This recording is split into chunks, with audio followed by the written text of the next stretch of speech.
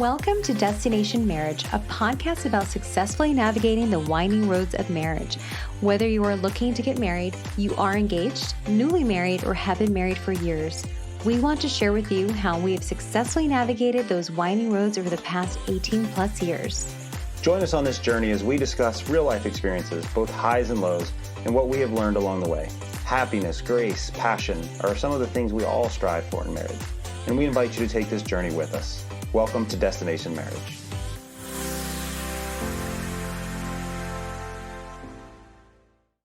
Welcome to episode 12 of Destination Marriage. I'm Tommy. And I'm Jackie. And we are thrilled to have you join us on our journey today. Yes.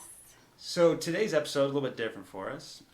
We're going to be talking about coping yet thriving with severe food allergies. Right. So 13 years ago, we welcomed a baby boy into the world and just fell in love with being new parents all over again. Indeed. That new baby smell, endless snuggles, tiny feet, all the things that make that newborn baby time so special, right? No sleeping, messy diapers, all the fun things too. You're not supposed to tell anyone those things. Not everybody knows those things. However, around the 6-month mark of Dylan's life, he started developing severe red flare-ups on his face and throughout his body. We took him to the pediatrician like any other responsible parent, and we were told it was simply topical. So they just referred us to a dermatologist. So from there, we were offered suggestions on topical creams, ointments, detergent, just different things that we could do to prevent future flare-ups. But unfortunately, none of them worked. And none of them cured, any of the things that he was experiencing. So he had to have his little hands wrapped in mittens at night. Yeah, I used to take his little baby socks and we would almost tape them have to to his. tape them. It was terrible because he was scratching himself bloody every morning. He would wake up. It was scary. There was blood on the sheets, and it looked like Yeah, like it was terrible. It was not a good scene. No. To say it was stressful would be an understatement. I mean, I Right. was in tears, Yeah. and I felt helpless because, I see my baby, uncomfortable. We were at our wits' end. He wasn't sleeping well. It was just overwhelming. Yeah, I felt terrible taping his hands every night. Yeah, Not his actual skin, but taping Yeah. the socks around his little wrists. Those little mittens. Yeah, So then, what was really interesting and kind of frustrating all at the same time was I was in the medical device space at the time, and I was in a case, and I was talking with one of the nurses about his condition and all the same stuff we just talked about. And she looked at me and she goes, he's got food allergies. And I was like, what do you mean? And she proceeded to kind We of need to send her a thank you. I thanked her many times. I know, trust I'm me. just teasing. But so she went through the kind of some of the same, asked me a few questions, and then she told me, yeah, my son had the same thing. So she had been living with it like we were, but she had been living with it for 12 years. And she said, you need to go see a pediatric allergist and get him tested. And what was really kind of pissed me off about this whole thing, and I'm angry at myself and just at the whole healthcare system in general, is the quote pediatric allergist in town was in the same office as our pediatric dermatologist. They were partners, and not one time did the dermatologist suggest, oh, maybe he should be tested for food allergies or some sort of allergies. And so The communication was definitely and it's not a knock lacking. on the healthcare system, but it's it's kind of that balance of be an educated patient, but also you want to trust your healthcare providers. Right. You don't want to be treated like a number. They should pay attention to. Yeah, like we really felt that way with the dermatologist. Yeah, it quite did a feel bit. that way. She'd come in for like 30 seconds, and I know they're busy and they've got to see 1,000 patients, but it was like, here, try this, throw some creams at us and see if it helps. Here's some samples that somebody left, but so we. We went and got him tested, right? Yeah, and so I mean, sure enough, once we got him tested, we found out Dylan was allergic to dairy, eggs, peanuts, and tree nuts. That's it. Just those. Yeah. Just those. You don't realize until you have to look at labels It's in everything. that dairy, eggs, nuts, not so much, but like, man, dairy and eggs are just about in everything. Yeah, and at the time, he's a baby, so obviously he had been given formula, which is a dairy-based formula, and even that was causing a flare-up. Just something as basic as formula. Before anything else is introduced, he was already, being every day served something that was causing the flare-up. So What a relief, though. I mean, I would say just to know what's causing it, at least to have a starting point, it does make you feel like you can then position yourself the right way. So we Sure. immediately changed the formula, the baby food, and also made sure to check all of his topical ointments because some of them have different almond extracts or different oils that are not related. Yeah, and So- until we learned, certain things may say, almond or say peanut, but we didn't know at the time, so we just Yeah. got rid of everything, and it was just anything that remotely close that even We read every that- label. that had the same letters as milk And- got removed. Toss it. But, so now we learn what's causing the severe flare-ups on his skin, but we also learned that he had environmental allergens that was causing the severe eczema as well. Yeah, and that was it was like a double whammy. So it's like, okay, so is it chicken or the egg? What's causing the what's causing the eczema? Right. Still both connected, but then it was like, then we had everything else, taking him outside, grass, you name it, was also triggering the eczema. It's like we had to put him in a bubble practically. Yeah, right. And that's tough as a parent. You want your Yeah. kid to explore and play, and it's tough. Enjoy just little things, yeah. Right. So, please note this was not your everyday, small patch of annoying eczema that maybe is the size of a mosquito bite. We're talking this covered probably, I don't know, what would you say, 60% of his body? Depending on how bad the flare up was, yeah. And then as when he was really young, because he would scratch it so much, remember it started, he would get himself little staph infections too, because Yeah. it was, it was kind of like this open wound that the poor guy just, it I mean, was touch miserable. any surface, like in a public. And that was another area. time where I actually talked with that nurse again, just kind of lamenting about that. And her son had the exact same thing. So not that it made me feel better, but at least it made me feel like, all right, we were still doing our best we could, but it was still, regardless of all of our efforts, there's still things that are going to happen that are just, Right. You don't need to feel that terrible as a parent, I guess. I mean, but if you're doing the right things. right, but you still, even if you are doing all the right things, seeing your child suffer It's and terrible. seeing them uncomfortable, especially when they're at a very young age, and we're talking baby, toddler years. These aren't years that you can sit down with your child and say, make sure you stay away from these surfaces. Right. This is a time where it's already difficult. It's already Having a difficult. toddler. Yeah, let they're alone- into everything. Yeah. Okay. So if they're into everything, then you have to make sure that they're not into everything they're allergic to. They're already probably not sleeping as well as they would when they're a little bit older. So now you're having the uncomfortableness of having eczema, Yeah. So It was a challenge. yeah. It still is a challenge. So, just to kind of put it in perspective, we looked up some stats. It's actually common for children who have food allergies to also have eczema. Mm-hmm. And so, on average, 1 in 25 children have a food allergy, and are more common in those that have eczema. The most common foods are eggs, peanuts, tree nuts, dairy, shellfish, wheat, Shellfish. and soy. Did I say shellfish? You said I mean, selfish. That's an allergy too, though. that's right. It's much more than an allergy. So there are other foods that trigger an allergic reaction, but these are just kind of the most common. So luckily he doesn't have a shellfish allergy, or wheat, but he doesn't like any seafood, so that works out in our favor. He doesn't want any lobster. yeah. Well, here's the thing, though. I will say. Yeah. Do you remember being in a classroom as a kid and being, around other kids that had severe food allergies No. to the point where they would have a sign, this No. is a peanut-free classroom. Now it's everywhere. It is, and we've as you look and do watch documentaries and look up research on this, there's kind of national level environmental factors that have changed, and obviously we're not experts in the field to be able to discuss that, and there's a lot of controversy around that. Yeah, but it is something that I remember as a We kid. never did. Never Never had experienced it. never knew Never had a anybody. kid that couldn't have a slice of the birthday cake at the birthday party. It never happened. So we thought it would be really helpful and fun to discuss our family's experience with food allergies and eczema from not only a parent's perspective, but also from our 13-year-old son, Dylan, who has actually lived with the allergies his whole life. Welcome to the podcast, Dylan. What's up? So what we thought we'd do is we'll certainly share some more stories, and kind of from our perspective and his, like the same story from different angles. Right. But we also wanted to get a lot of Dylan's thoughts, right? Like what is it like with certain things? So we're going to have a little bit of a Q&A here and ask our youngest son some questions about living with allergies. But so the first question, buddy, is what has been the most challenging thing about having food allergies and eczema? Well, it might not be as challenging, but it was more just annoying. Reading the food labels, like whenever you got like something new from a store or something like that, like cookies or brownies, like you have to go back and look at the labels.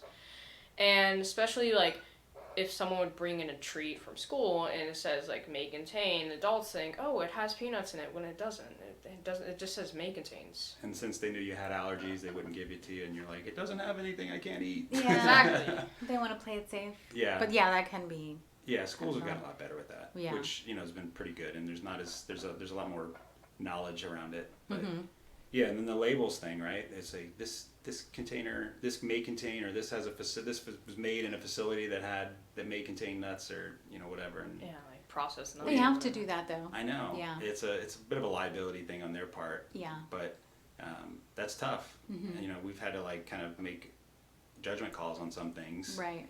And that was obviously when you could read labels, before you could read labels. Yeah, he wasn't able to do that. I don't know if you remember, but, We at lunch, read them. we read them for him, but when he was at school, they had to watch over and make sure kids weren't sharing snacks. Yeah, that was tough. You would get kind of put in like a little different section, right? You had to sit at a different part of the lunch table. Yeah, that was dumb. Yeah. Well, it's for your own safety, you Yeah. know. But so what about like going to birthday parties and things like that? Where Yeah, I was definitely annoying to go to school and you can't have like something like a certain treat. I remember one time I was like first grade, I couldn't have a gingerbread cookie or something like that. A gingerbread man or something. I think it was that. how did that make you feel? Alone. Oh, Nah, it didn't make me feel alone, but it definitely felt, Like singled out. yeah, I guess I felt kind of like crappy. Yeah. Like, oh, I can't try that. That looks super good. Well, too bad. I can't have it.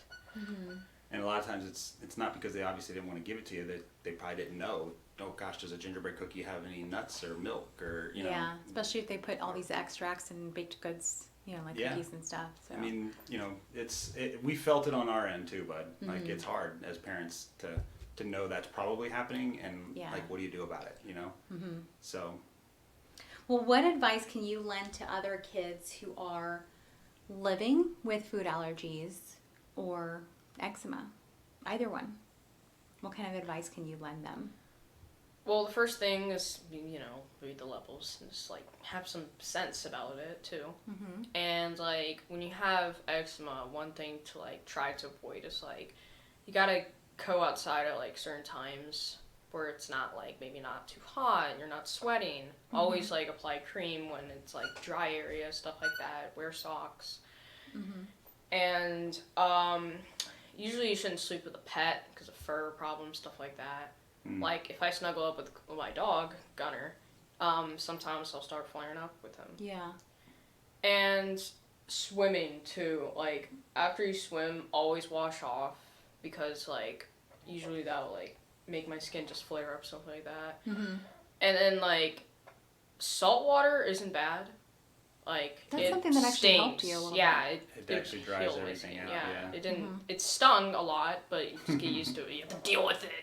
it was like, harder. Man. That was harder when you were little. Oh yeah, that was bad. Because you wanted to get it right back out. I was like, as a dad, I knew you would enjoy the water after a few minutes once the kind of sting went away. But it's tough when you're 4 or 5 and you feel that initial sting. It's like I don't want to stay in, but no, trust me, you want to enjoy the water. And But it would actually close up some of those areas where the eczema was very really healing. bad. Yeah, and it would heal it up for a few days. And it would actually look really good after you went to the beach. I know. Yeah. Yeah. So, kind of on that same line, buddy, one of the things that we've always admired in you is your confidence. Mom calls it Dylan confidence, but Actually, a lot of our family members call it yeah, Dylan confidence. everyone's call it Dylan confidence. Yeah, it's a real thing. So, kind of back to that same question from before, how do you approach other kids, right? Because kids are mean or can be mean. So, Or how do you- inquisitive, even or if they're not being mean, inquisitive, they're yeah. inquisitive.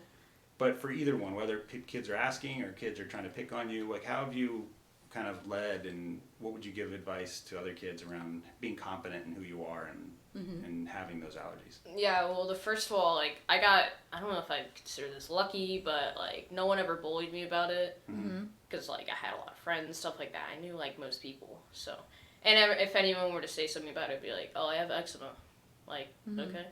Yeah, like not kind of shy away from it. Just It's just kind of something say I it have, matter-of-factly, and I love that confidence. I've heard you in front of other people, and when they ask, and you just, I've got eczema.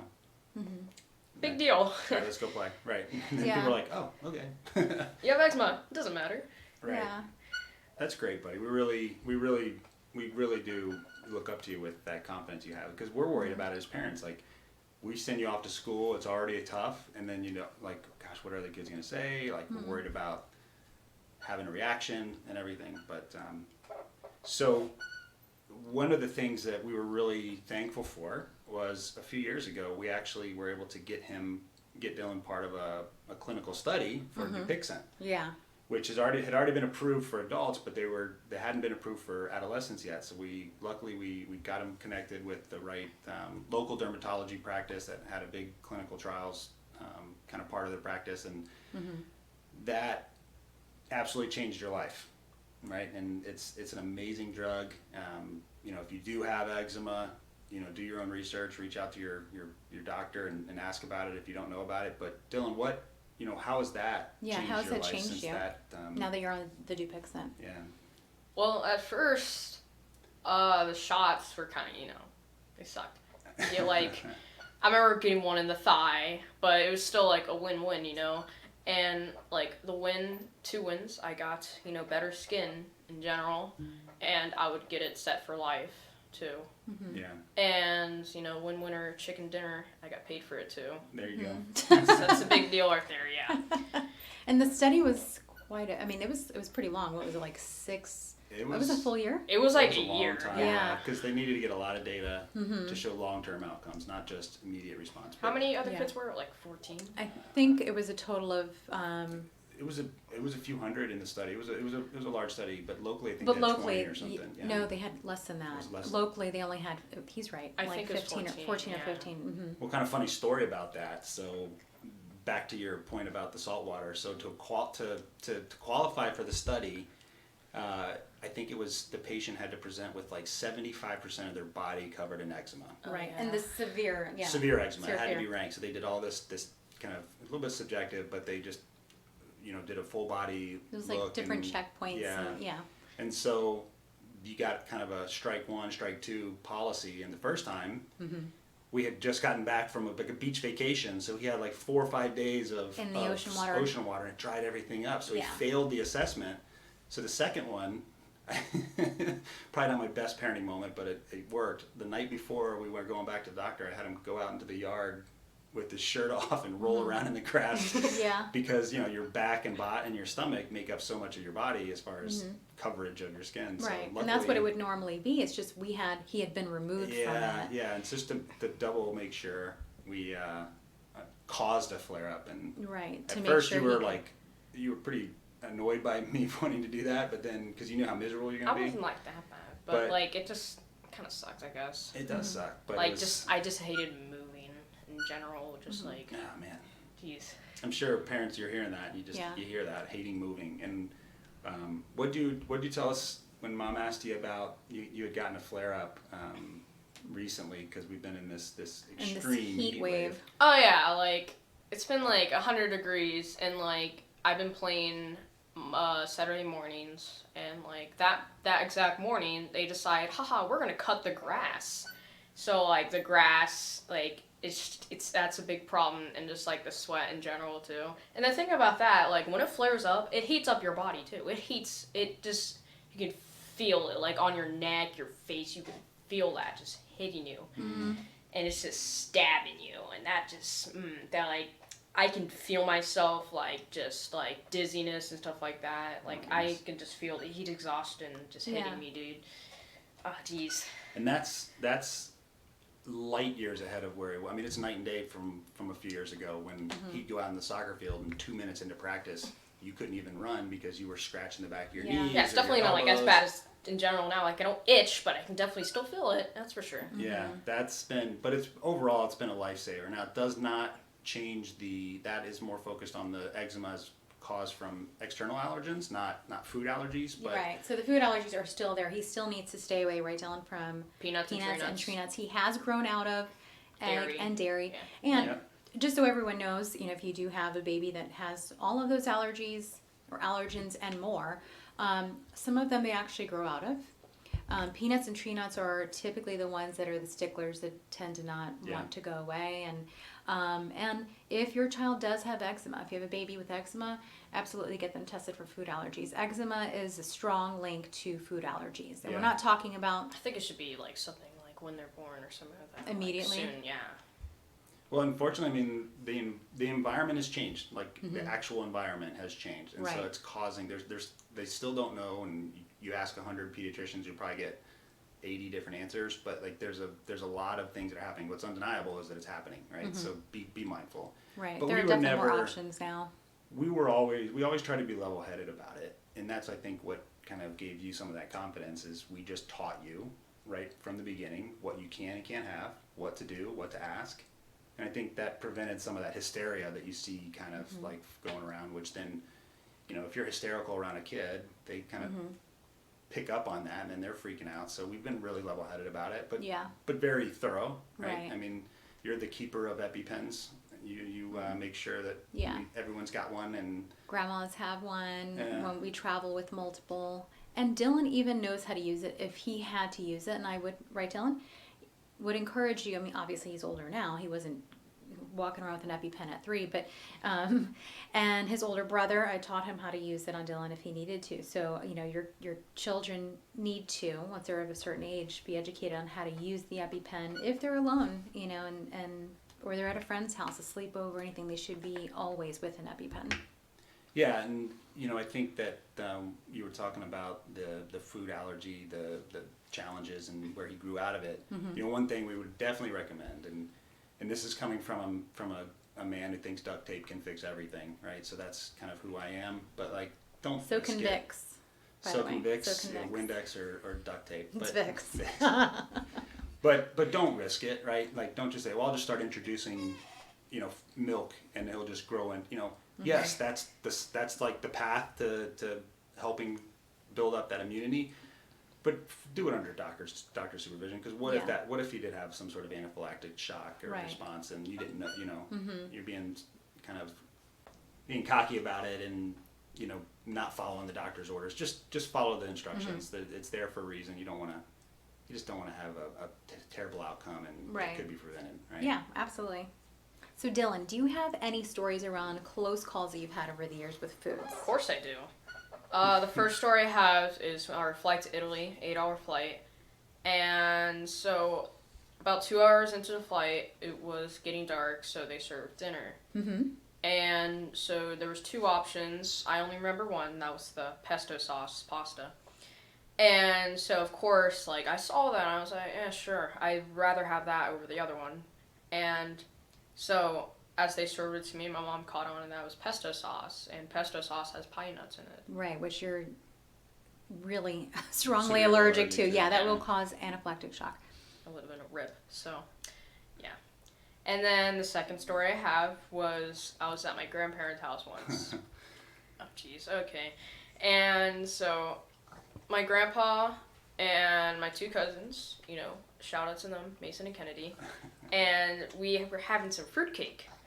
And the fruitcake ended up having like almonds in it, and it had pine nuts in it. It just had all the good stuff, just all the tree nuts and peanuts. Yeah.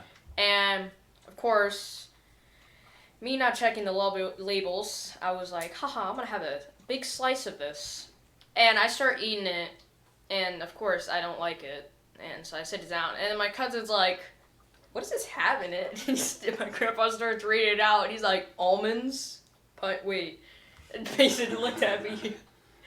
And I got nervous, and so I'm like, sweating and whatnot, and I don't know what's going to happen. Didn't you call me? Yeah, I called Dad to come over here and give me the EpiPen, because I don't know if I we hop in the or car with an allergies. EpiPen and We were And watching out. gave him Benadryl, and Yeah. now they have an EpiPen there permanently. I think the other one was expired. Yeah. Yeah. We always have to constantly make sure we refresh the Which, EpiPen. side note, I did ask the allergist about the expired EpiPens, and he said on average every year they lose a couple percentage points of their potency. So, they can be really expensive. Obviously, this is not medical advice, but I don't necessarily hold on to toss some of them. Yeah, right? Because if it's only a year after the expiration date, it still The schools, could be life or death. yeah, but if it's a school or a team, Yeah, any they're extracurricular required activity, to it be needs up to date. to be up to date. Yeah, they won't accept it. Yeah, so Dad jumped in the car with the EpiPen and was talking to Grandpa the whole time, and everybody was keeping Checking your checking breathing, on you, right? yeah. You check your breathing. And No. thankfully there was no issues. Yeah, no Maybe issues. eat- But little things like that can happen. That's scary. So quick, right? And if you would have had a shock, some sort of shock reaction, it could have, and what turned into be from what was a fun little night with the cousins and the grandparents could have been tragic. Oh, not only that, but it could have definitely ended up being a hospital visit, and I'm sure Hospital. plenty of other needles that you wouldn't want Hey, stuck Dylan, in your arm. I have one just reminding you. Remember when you had the food challenge and they made you do the heavy breathing when they would check your vitals every few minutes? Remember when you did that heavy breathing around Grandma and she freaked out because she thought you were having a shock when you were at their house eating because you were used to doing that? You don't remember that? He was No. really little. Oh my gosh, it Yeah, was I really think he fun. was like 5 maybe. Yeah, so he had been used to every time he was eating milk or for the first time or something dairy, he would do some heavy breathing to check himself, and yeah, it scared my mom. She thought she was having he was having a reaction, but not good to scare the grandparents, right? No.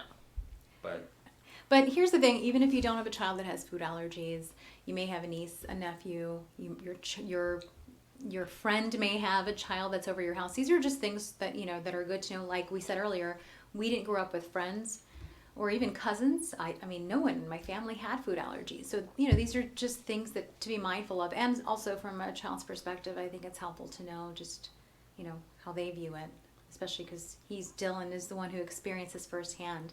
Thank you for sharing that with us too. And, Well, Jackie, you've definitely put the fear of God in him when he goes places to be mindful of that, and it's been a very helpful training for him. It's okay to plant a little bit of fear in there with stuff like this is severe. It's serious. But not to the point of being debilitating, right? No, So not. there's that balance of Not an anxiety, but Yeah. they need to yeah, be you aware. eat peanut, you die. They need to be Yeah. aware of the things that they shouldn't be eating or touching or ingesting that could potentially have a life-altering result. So for stuff like that, I think you need to be really clear, especially from a very young age. We always told Dylan, explained to EpiPens the medicine, the food, little by little, and became more of a normal thing instead of making him feel like it was weird or strange or he was the odd man out. I mean, it's a make lot of it work. normal. It's a lot of work as parents, and it's a lot of work as a kid with having it.